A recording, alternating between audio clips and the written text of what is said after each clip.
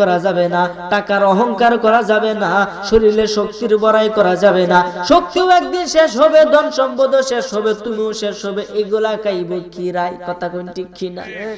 এই জন্য আমার ভাইরা, বাবারা, বন্ধুরা, ওই ইব্রাহিম আদহাম যখন জঙ্গলের গভীরে চলে গেল আরেক রাষ্ট্রের মধ্যে, এটা কি তার একটা অধীনে, মানে যে 49টা রাষ্ট্রের মালিক, এই একটা অধীনে সে চলে গেল, ঘুরতে ঘুরতে জঙ্গলে ওই প্রান্তে চলে গেল। এটা পড়ছে এই রাজ্যের মধ্যে। তখন অন বাড়ির রাস্তার হয় না, অন গেছে ওনা চিনেও না। অহন কি করবো, রাত্র হয়ে গেছে, অন্ধ জঙ্গলে তাহে বলেন জঙ্গলের মধ্যে কি বাঘ ভাল্লুক আছে না?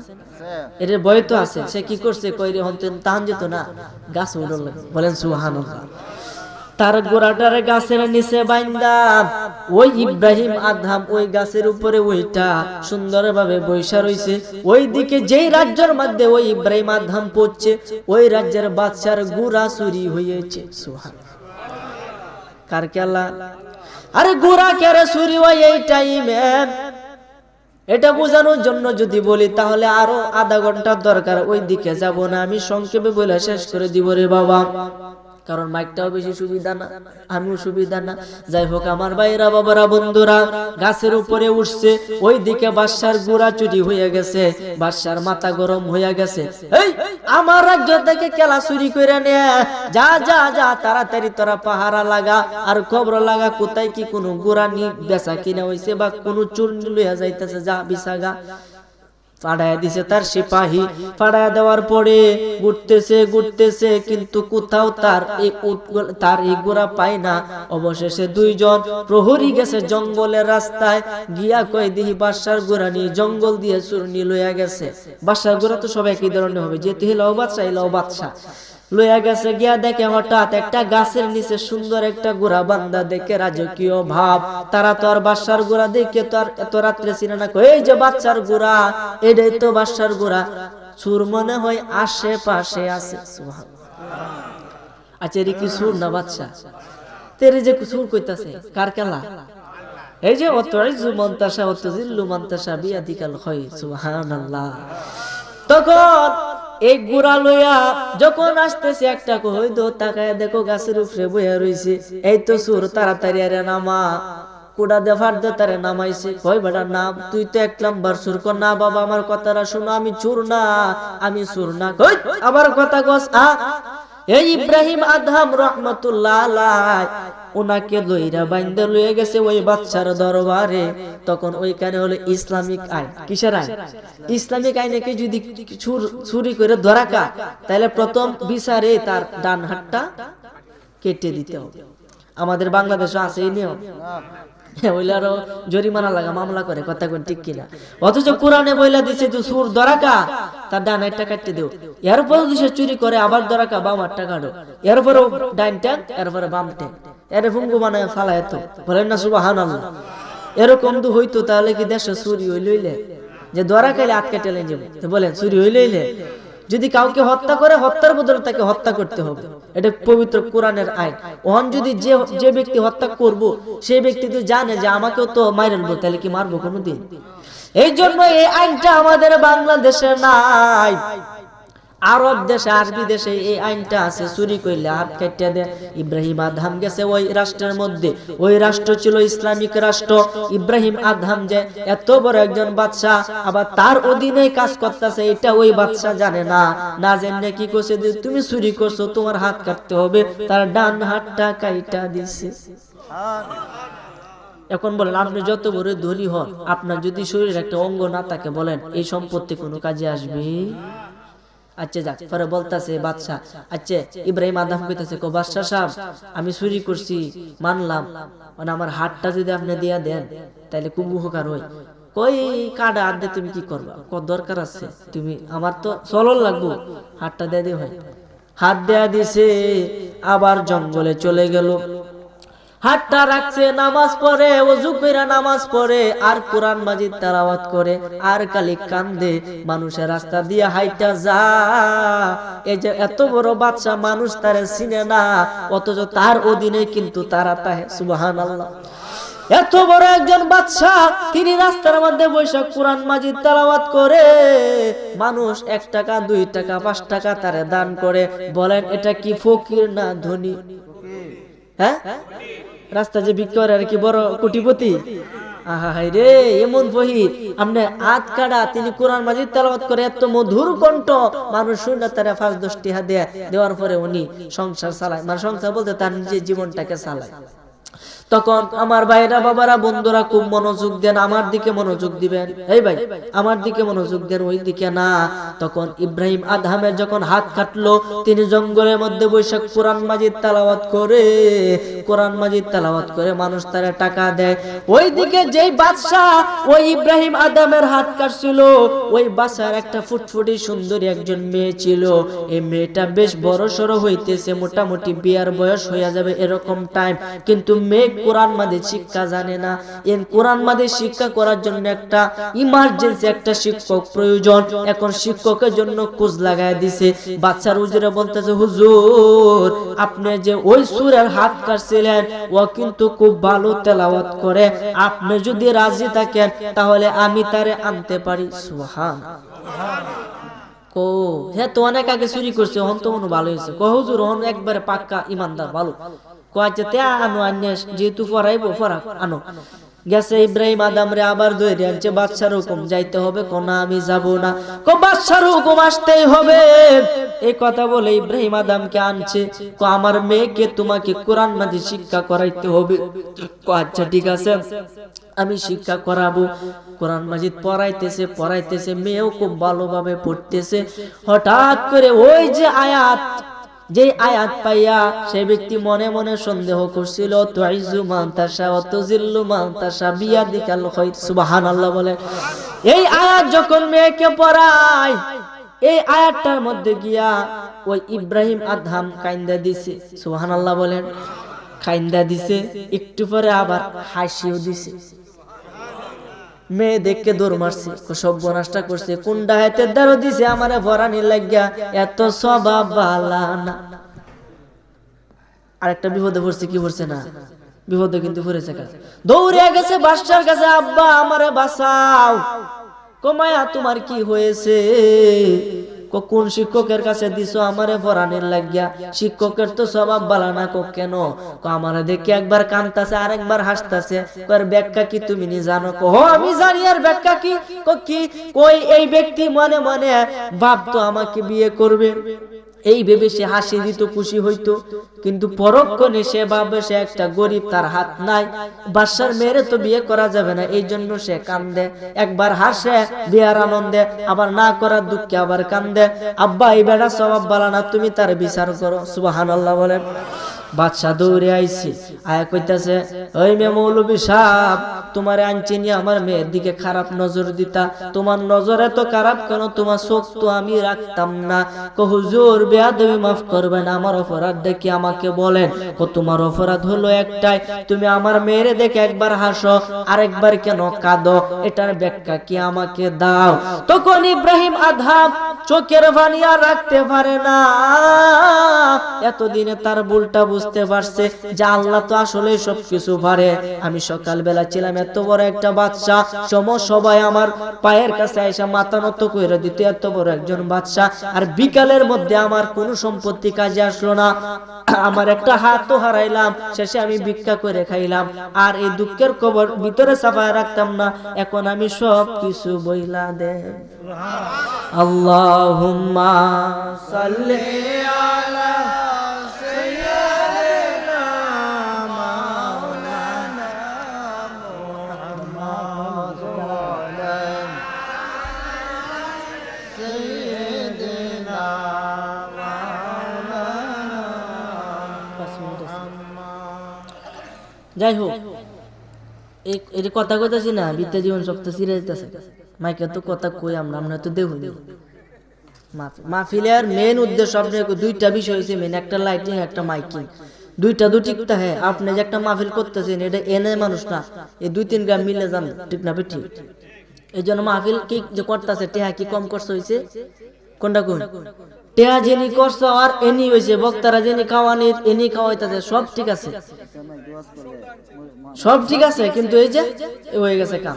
যাক আমার ভাইরা বাবারা বন্ধুরা, ওই ইব্রাহিম আদম ডাক দিয়া কয় বাদশা গো আমারে চিনোনি তুমি আমারে চিনোনি তুমি কেডা আমি হইলাম ইব্রাহিম আদহাম সুবহানাল্লাহ ইব্রাহিম আদহামের নাম শুনতে ওই বাদশা তো কুরসি থেকে দাঁড়ায় গেছে হুজুর আপনি আমি কি ভুল করলাম হুজুর এই অবস্থা আপনার কিভাবে দয়া করে আপনার পরিচয়টা একটু দেন কিভাবে আপনার এই অবস্থা হইল ইব্রাহিম আদমের নাম শুনে বাদশার শরীরে লুম্বা খারে বসে সব বনাশটা করছে এখন না জানি আমার কি তা করে সুবহানাল্লাহ হুজুর আপনি যে ইব্রাহিম আদমের আগে কেন বলেন নাই ইব্রাহিম আদমে কই তুমি তো আমারে সুযোগই দিছো না কল লাগি আমি কিভাবে কইয়াম হুজুর করুন ইতিহাসটা কি কো বাবা রে আমি যখন কোরআন মাজিদ তেলাওয়াত করতাম আমি তার অর্থ বুঝতে পারতাম আমি যখন ওই ওর মাঝে এই আয়াতটা পাঠ করলাম যে আয়াতটা আর ধরুন সমস্যা যে আয়াতটা পড়লাম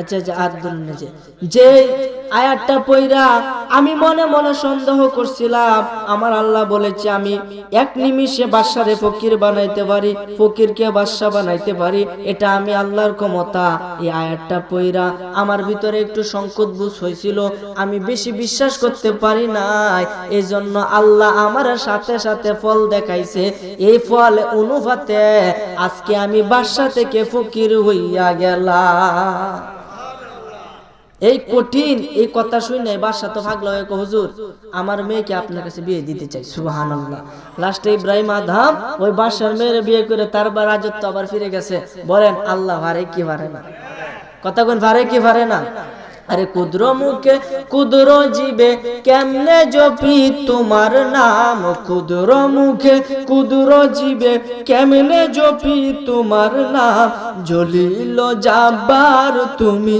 ओ गो रहीम रहमान जलिलो जाबार तुमी ओ गो रहीम रहमान लाखेर अधिक नबी तुमी धराई पाठाइले मौला धराई पाठाइले কারো হাতে সহিফা ও শরীয়ত দিলে আল্লাহ শরীয়ত দিলে সঠিক পথে আনতে টেনে পথ ভুলেছো তো ইনসান জলিল জাব্বার তুমি ও গো রহিম রহমান জলিল জাম ও গো রহিম রহমান জোরে বলেন না সুবহানাল্লাহ ফিসেরারা কথা কই না বলেন না সুবহানাল্লাহ বাইরে সুবহানাল্লাহর বহুত পাওয়ার আছে এইজন্য যেই সময় যেটা বলি আমার সাথে সাথে বলার চেষ্টা করবেন তাহলে ওয়াজ বুঝতে আপনারা মজা পাইবেন বাবারে সমস্ত ক্ষমতার মালিক কে আওয়াজ করে বলে সমস্ত ক্ষমতার মালিক কে ওই আল্লাহ যাকে ইচ্ছা তাকে সম্মানিত করে হোক সে ছোট না হই বড় হোক সে ধনী না হই গরিব যদি আল্লাহ চায় আপনার স্থান উঁচুতে উঠবেই উঠবে এক বাদশা আপনার কথা মনে হয়েছে কইলতাম নি বাদশার কথা মনে হয়ে গেছে গা দেখুন কথাই কথা আনে কথা কোন ঠিক কিনা কথাই লতাই সমান লতা যেমন লম্বা হয় কথা কইলে খালি বাড়তেই তাই ঠিক না বেটি এক বাদশা আপনার একটা খাবারের টাইম আর কি যে কোন একটা খাবারের টাইম বিশাল বড় বাদশা তার বিবিরে লইয়া এই বাদশা কি করছে খাইতে হইছে তো খাইবো স্বাভাবিক খাইতে হইছে অনেক টাকার মালিক এমন সময় একটা ভিক্ষুক গিয়া উপস্থিত ভিক্ষুক বলতেছে বাবা 2-3 দিন ধরে কোনো কিছু খাই না পেটের মধ্যে দানা পানি পড়ে না যদি দয়া হয় এক মুষ্টি ভাত কি এক মুষ্টি কোনো কিছু খাবার জিনিস তোমার ঘরে থাকলে দিবানি বাদশার আগে ঘর থেকে বেরিয়েছে ওই তুমি আমার আর সময় পাইছো না সারা দিন কাজ করে এখন বিবির সাথে মজা করে দুলা ভাতও কি তোমরা লাগে শান্তিতে খাইতাম না যাও তাড়াতাড়ি যাও ওই ভিক্ষুক যাই না শেষে গাছ ধরে বাড়ি থেকে বাহির কইরা দিল বলেন কাজটা কি ঠিক করলো নাকি ভুল করলো শুধু ভুল না বড় ভুল এইসব না তখন এই ভিক্ষুক মনের ভিতরে অনেক কষ্ট পায় এই জায়গা চাইরা চইলা গেল চলে যাওয়ার পরে ওই বাদশা যা কাজ করত, কাজের মাঝে আর বরকত নাই। যে নই ধরো এনই লস, ব্যবসার যা এনো লস, কৃষি কাজ করে এনো লস, বাসায় এটিও না এনই লস, যা কাজ করে সব কাজের মধ্যে লস আর লস। এইভাবে লস দিতে দিতে শেষে সে জায়গা জমি বিক্রি করা শুরু কইরা দিছে। জায়গা বিক্রি করতে করতে করতে করতে শেষে তার বাড়িটা তার অধীনে নাই, এমন হইছে তার নিজের বিবিটা তার অধীনে রাখতে পারবে এরকম টাকা তার কাছে নাই। শেষে বিবির হাতে পায়ে ধইরা তার তালাক দিছে। সুবহানাল্লাহ। কার কেলা? এই যে ভিক্ষুকটারে এত অত্যাচার করে পাঠাইছে, ভিক্ষুকের মনে কষ্ট গেছে না? আল্লাহ দোয়া করো লাগে না যে কষ্ট গেছে? আরে মন ভাঙা না মসজিদ ভাঙা বিলে সমান, কথা কোন ঠিক কিনা? একটা মানুষের মন ভাঙা আর খোদার ঘর মসজিদ ভাঙা সমান কথা, ঠিক না বেটি? তখন এত নিজের বিবির কইতেছে, আমি তোমার রাখতাম না, তুমি একটু তালাক হয়ে যাও গা, আমার আর জানে কোলাই না, আমি তোমার ফালতাম না, তুমি তালাক। তখন তালাক দিচ্ছি। বিবি চলে গেছে। তার সময় শেষ হওয়ার পরে একজন ব্যক্তির কাছে, আবার একজন বড় লোকের কাছে তার বিয়ে হইল। বলেন সুবহানাল্লাহ। এটাকে বলে ভাগ্য। একবার সাথে বিয়ে হইছে, শান্তি মতে খাইছে, এখন তার কাছ থেকে তালাক খেয়ে গেছে আরেক বড়, সেও ব্যক্তি ধনাঢ্য, অনেক সম্পদের মালিক। ওইদিকে যে বাদশা প্রথমে ভিক্ষুককে তাড়ায় দিছে, ওই বাদশার বিটে মাটি বলতে আর কোনো কিছু নাই। এখন সে ভিক্ষা কইরা খায়। সুবহানাল্লাহ। এখন সে ভিক্ষা কইরা খায়, রাস্তাঘাটে হাঁটে, মানুষের কাছ থেকে 2-4 আনা পাইলে সে ভাত খাইতে পারে, না হলে পায় না। এভাবে হাঁটতে হাঁটতে হাঁটতে হাঁটতে ওই যে বিবি যে বাদশার বাড়িতে বিয়ে হইছে, ওই বাদশার বাড়িতে গেছে। ওই ফকির যা কইতাছে, গিয়া দেখে খাবারের আয়োজন, একটা খাবার হগলে খাইতো এরকম টাইম, গিয়া বলতেছে, বাবা ঘরে কি কোনো কিছু আসেনি? থাকলে আমার একটু দেও, আমি তো কয়েকদিন যাবত কোনো কিছু খাইতাছি না। এই আচ্ছা বলেন, এই যে কথাটি কইতেছে, বিবির কানে কি কথাটি গেছে কি গেছে না? আচ্ছা বলেন, পৃথিবীর সবাই যদি আপনার বুঝলেলা, আপনার নিজের বিবি কি ভুলে যাইব? সবসময় যার সাথে থাকেন, সবসময় যার সাথে খাওয়া দাওয়া করেন, কথাবার্তা বলেন, কণ্ঠনা যখন তার কানে গেছে, বিবি তো কান খারাপ হয়ে দিছে। কেলা কইলা আমার হেলা লাগান কণ্ঠটা শোনা যাইতাছে, যে শুনিছে কি কয়। ওই বাচ্চা, যে বাচ্চা ওই নতুন বাচ্চা গেছে, গিয়া বলতেছে, ভাই তুমি কিসের জন্য আসছো? খুব সুন্দর ব্যবহার। ও আসছি তো, আমি কয়েকদিন যাবত কোনো কিছু খাই না, যদি করো কিছু তাহলে দেও। একটু দাঁড়াও, আমি নিয়ে আসতেছি। সুবহানাল্লাহ। আরে এও বাদশা ছিল আর হেডেও বাদশা ছিল। ওই বাদশার কি অবস্থা, এই বাচ্চার কি অবস্থা? বাবারে, আল্লাহ যাকে ইচ্ছা তাকে ধন সম্পদ দান করে। ওই বাদশার ভিতরে গিয়ে কইতেছে, বিবি গো মেহেরবানি করে এই ভিক্ষুককে কোনো কিছু খাইতে দাও। আল্লাহ তো আমাদের অসংখ্য অনেক কিছু দিছে, আমরা একবার না খাইলে পরের বার খাইতারাম, কিন্তু এই ভিক্ষুক তো একবার না খাইলে 14 বারও খাইতারে না, একটু কিছু দেও। তখন যখন এটি লইয়া গেছে, লইয়া যাওয়ার পরে এই ভিক্ষুককে দিছে। ভিক্ষুক এমন ভাই খাইতাছে যেমন 10-15 দিন ধরে কোনো কিছু খাই না। বিবি খান খাড়া করে রাখছে। কি কথা কই একটু শুনি। কথা হইতাছে, ভাই এই যে তুমি ভিক্ষা করতেছো, কেন ভিক্ষা করতেছো? ভিক্ষা করা তো ভালো না, নবীর শিক্ষা করিও না ভিক্ষা। ভিক্ষা করা ভালো। হালালের মাঝে 2টা জিনিস আছে, যেটা আল্লাহর কাছে মানে সবচেয়ে নিম্ন হালাল, এর থেকে নিচে আর কোনো হালাল আল্লাহর দরবারে নাই। এক হইছে তালাক দেওয়া, দুই হইছে ভিক্ষা করা। সুবহানাল্লাহ। 2টা জিনিস আল্লাহর কাছে একবারে একদম নিকৃষ্ট হালাল, মানে এর থেকে নিচে আমি। এই জন্য তালাক মুখ দিয়ে বাইর করা যাবে না। তালাক শব্দ বাইর করে কুদার আরো সতী কাঁপবে। এই তালাক কথাটা কেউ বাইর করবে না, এত সহজ মনে করি না যে এই যে একটা তালাক আরবি একটা শব্দ, অত সহজ না রে বাবা, এত সহজ না। এই জন্য তালাক যাতে আমাদের মুখ দিয়ে না বের, আল্লাহ যাতে তৌফিক দান করে, বলেন আমিন। আমার ভাইরা বাবারা, খারাপ লাগতেছে নি কেউ? আমারে বলবেন, আমার কষ্ট হয়ে যায়, আমি কিন্তু যাই, সমস্যা নাই, খারাপ লাগলে কইবেন। তখন ওই বাদশা যখন বলতেছে, তোমার এই অবস্থা কি করে হইল? তখন এই ফকির নিয়ে বলতেছে, হুজুর আপনার মতো মানুষের তুলনা হই না, আপনার মতো বাদশারা আছে বলে আমাদের মতো গরিব না খায়া আপনাদের কাছে আসে, আপনারা দান করেন, আমরা খাই। করে তোমার এরকম হইছে কিভাবে এটা বলো। হুজুর আমি ছিলাম একটা বড় বাদশা, যার কোনো তুলনা ছিল না, আমার অঢেল সম্পত্তি ছিল, আমার ধন সম্পদের কোনো কিছু অভাব ছিল না। আপনি এখন যেভাবে খানা লইয়া বসেছিলেন, আমিও একদিন ঠিক এইভাবে আমার বিবি সাবরে লইয়া খানা লইয়া বইয়া থাকতাম। এই যে বইয়া থাকতাম, এমন সময় একটা ভিক্ষুক যাইতো, যাওয়ার পরে আমাকে দুলা খাওয়ান চাইছে, আমি তারে খাওয়ান দেই নাই, উল্টে তারে অসম্মান করে ঘাড় ধাক্কা দিয়ে বাড়ি থেকে বাহির কইরা দিলাম। ওই ভিক্ষুকের অভিশাপে ভিক্ষুকের মনে কষ্ট গেছে, এই কারণে আজকে আমার এই হাল হয়েছে। শেষ পর্যন্ত আমার বিবিকেও আমি রাখতে পারি নাই, এতটুকু অসহায়। আমার বিবিকে তালাক আমি দিয়া দিছি। এখন আমি এইভাবে অসহায়ের মতো মানুষের কাছে গিয়া গিয়া সাহায্য চাই আর নিজের জীবন চালাই। ওই বাদশা ডাক দিয়া কই, বাবা রে, তাহলে তো আমার পরিচয়টাও দিতে হয়। ওই দিন তুমি যে লোকটাকে তোমার বাড়ি থেকে গাট করে বাইর করে দিসলা, গাট ধরে ধাক্কা দিয়া বাইর করে দিসলা, ওই ব্যক্তিটাই আমি বাদশা। আরো আস্তে কোন সুবহানাল্লাহ। কেলাকা বোঝার কোন সাধ্য আছে?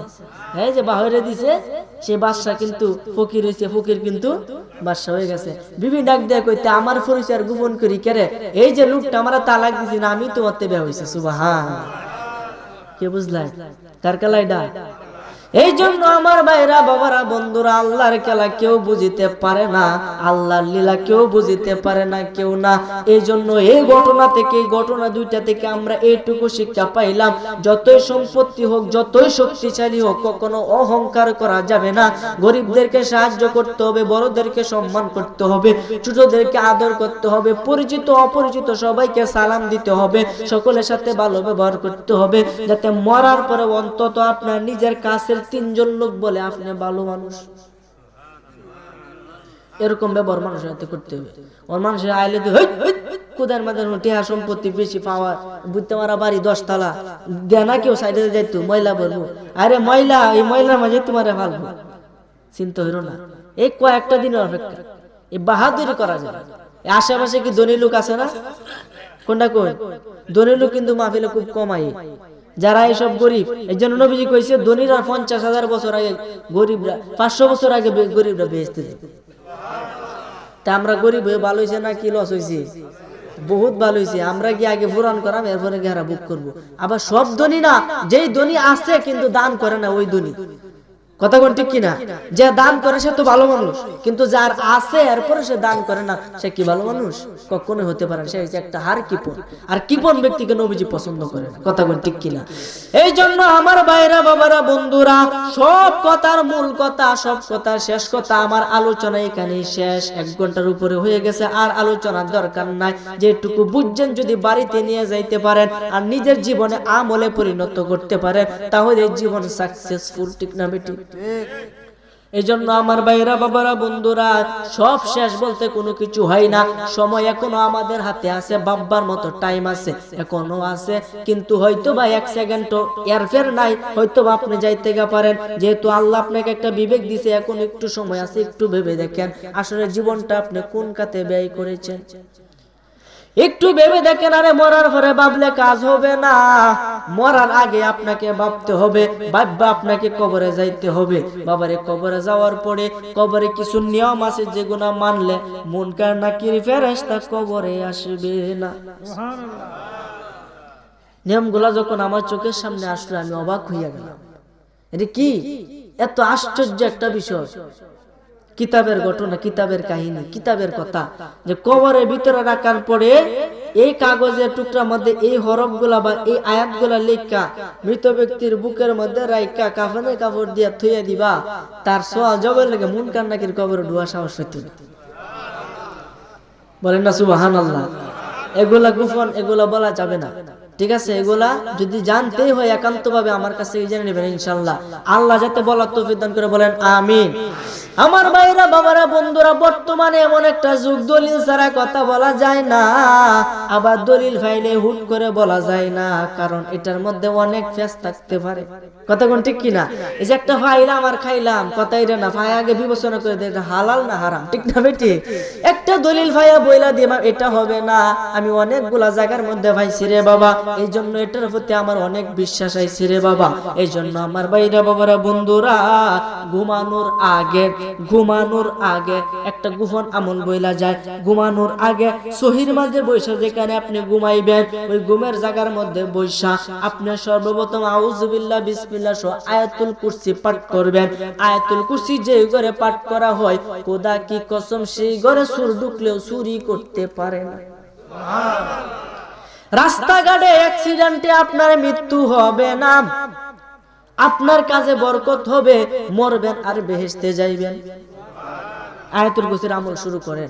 এরপরে আপনি আউযুবিল্লাহ বিসমিল্লাহ পাঠ করবেন। বিসমিল্লাহটা 21 বার পাঠ করবেন। কতবার? বিসমিল্লাহটা 21 বার পাঠ করে আপনি শুইয়া যাবেন। শুয়ে বলবেন আল্লাহুম্মা বিসমিকা আমুতু ওয়া আহইয়া, অর্থাৎ আমি আল্লাহর নামে মরছি, আবার আল্লাহর নামে জীবিত হব। এই ঘুমের মানুষ কি মরা না?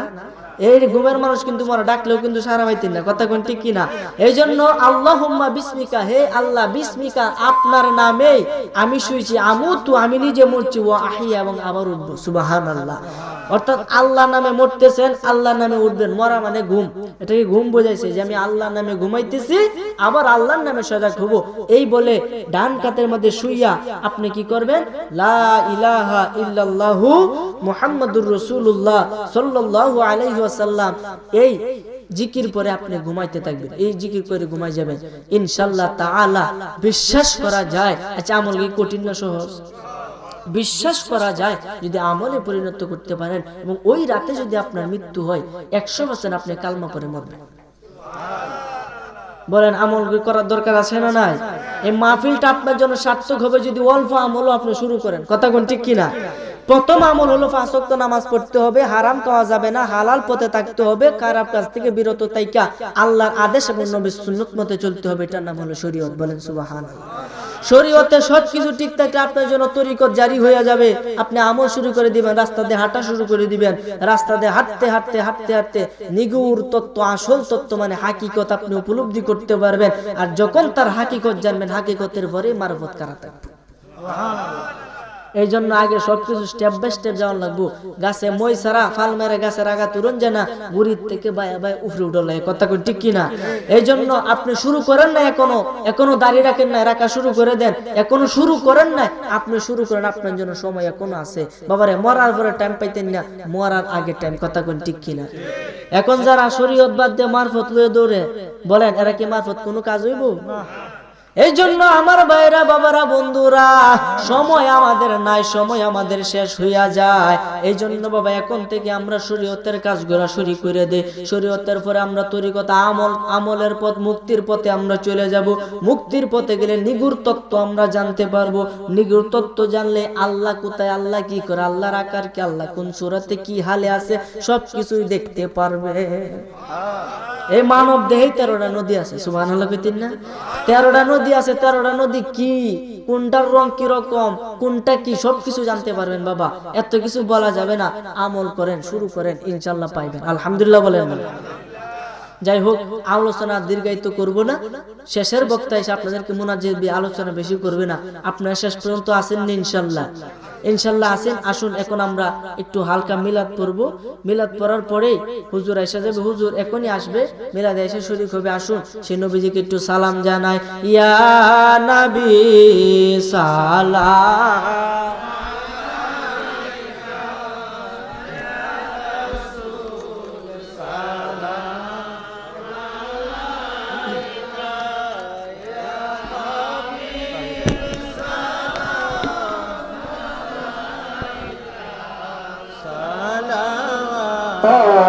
Allah